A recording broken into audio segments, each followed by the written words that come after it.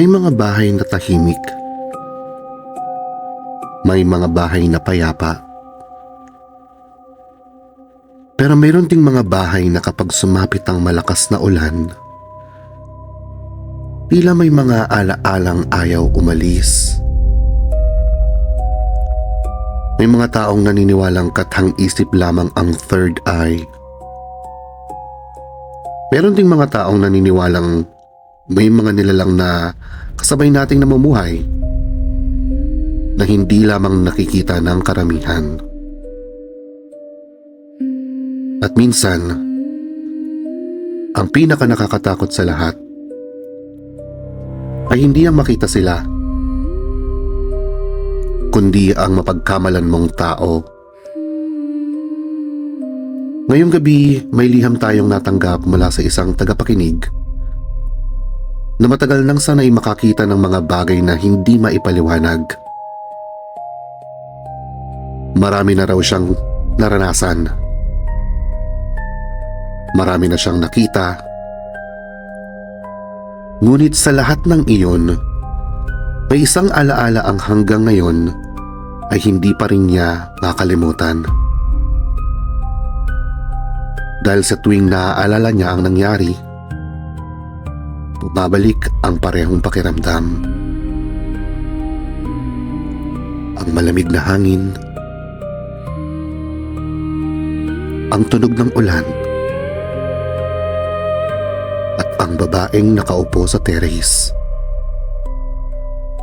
na akala niya ay naroon pa.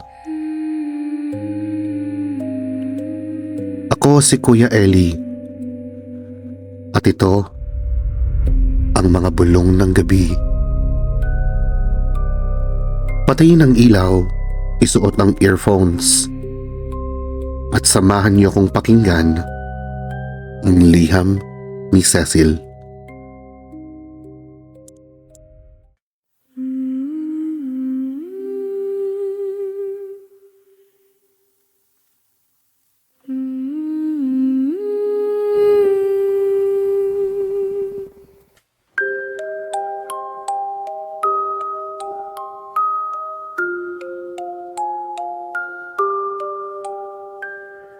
Mga bulong ng gabi,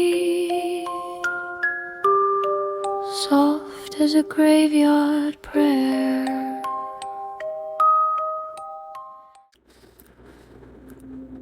Magandang gabi, Kuya Eli, at sa mga nakikinig ng mga bulong ng gabi. Ang pangalan ko po ay Cecil. Bukas na po ang third eye ko mula pa pagkabata. Hindi ko alam kung bakit, pero maaga akong nasanay sa mga bagay na hindi nakikita ng ibang tao. May mga aninong dumadaan, may mga boses na naririnig, at may mga taong akala ko ay buhay, pero hindi na pala. Halos hindi ko na mabilang ang mga naranasan ko.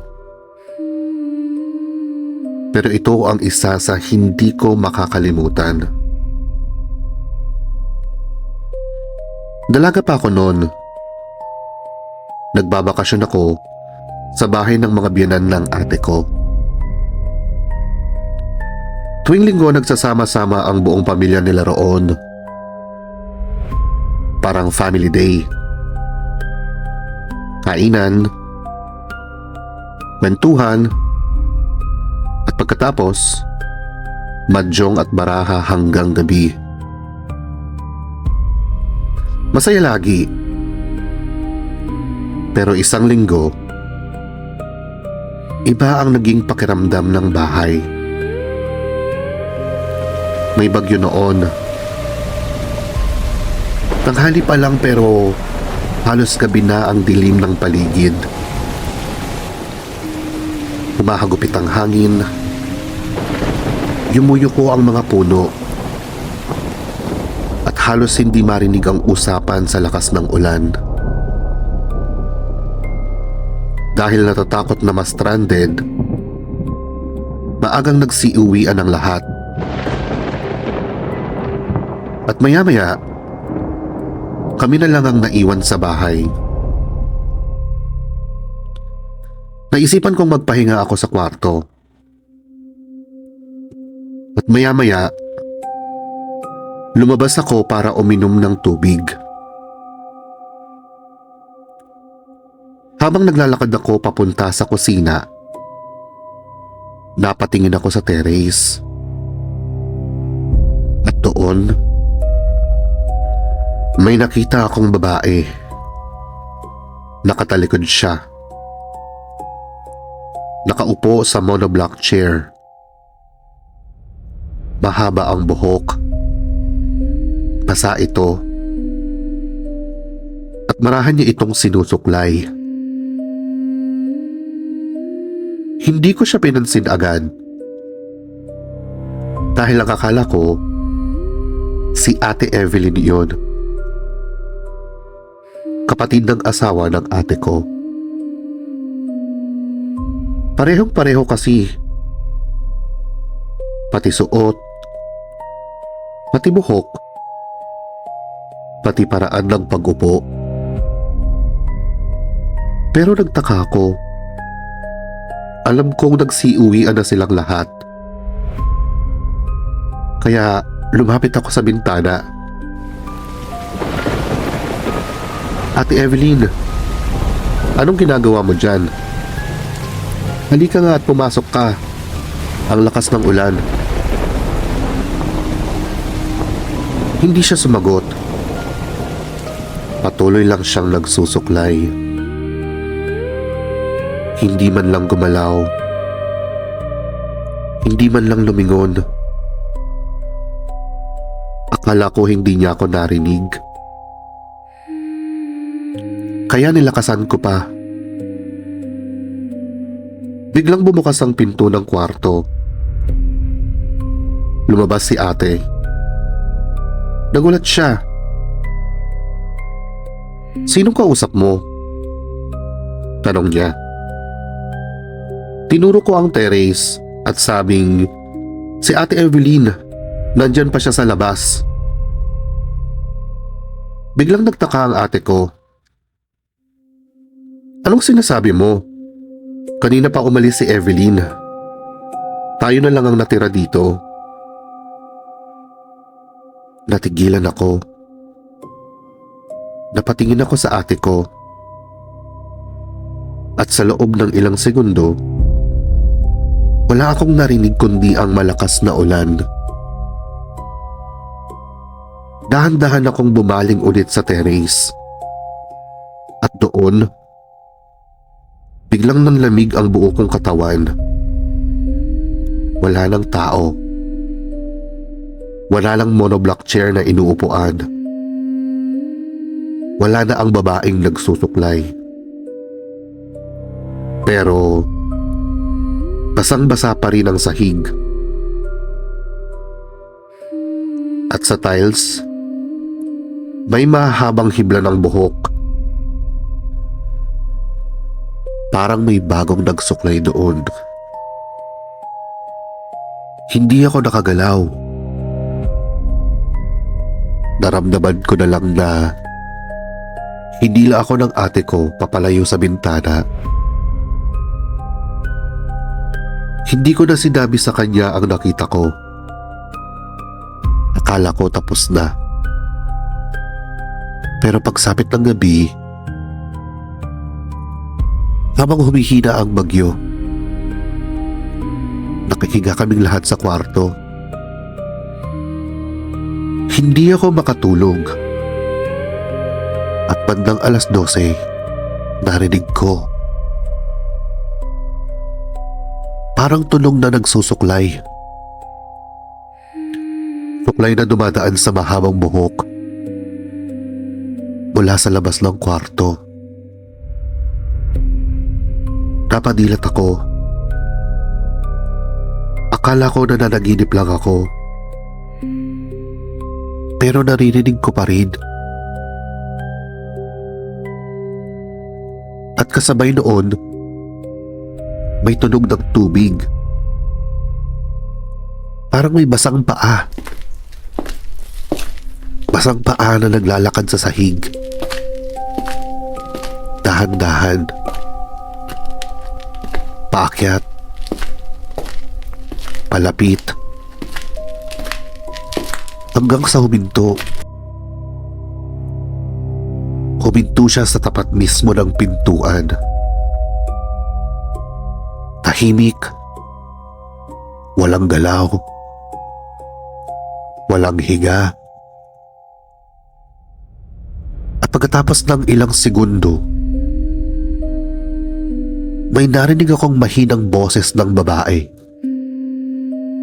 Halos pabulong. Mahina. At parang nanggagaling sa kabilang pintuan. Hindi ako gumalaw. Hindi ako humiga. At hindi rin ako nagsalita. Hanggang sa nakatulog na lang ako sa takot. Kinabukasan, kinwento ko iyon sa isang matandang kapitbahay. Tahimik lang siyang nakinig. Pagkatapos ay sinabi niya sa akin, matagal nang may nagpapakita dyan kapag umuulan. Babaeng mahilig magsuklay. Hindi raw siya nananakit. Pero wag na wag mo siyang kakausapin. Wag na wag mo rin siyang tatawagin. At lalong wag na wag mo rin siyang papapasukin. Dahil minsan, ang mga bagay na nasa labas ay hindi talaga para sa loob.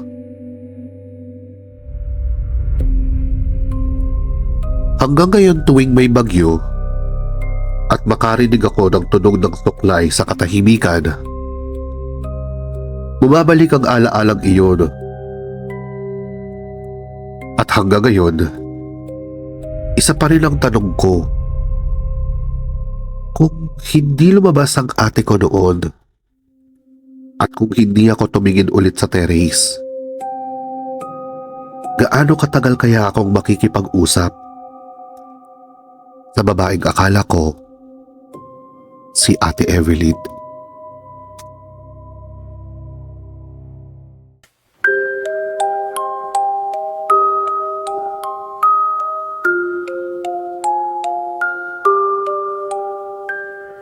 Mga bulong ng gabi, soft as a graveyard prayer.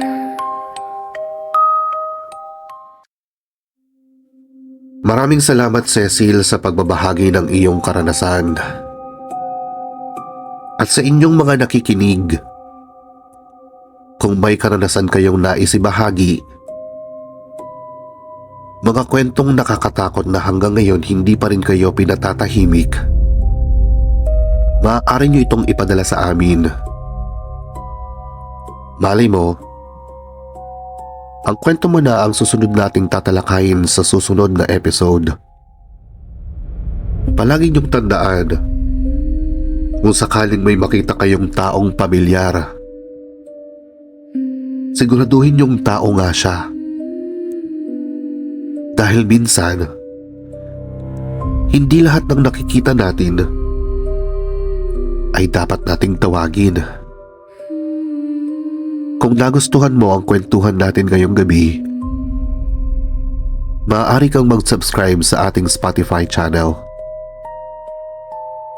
Huwag din kalimutang i-follow kami sa YouTube, Facebook, Instagram at TikTok. Ako si Kuya Eli. At tandaan, kapag may narinig kang tunog ng nagsusuklay sa gitna ng napakalakas na ulan, siguraduhin mong wala kang naiwang nakabukas na pinto. Magandang gabi at magkita-kita tayong muli dito sa Mga Bulong ng Gabi.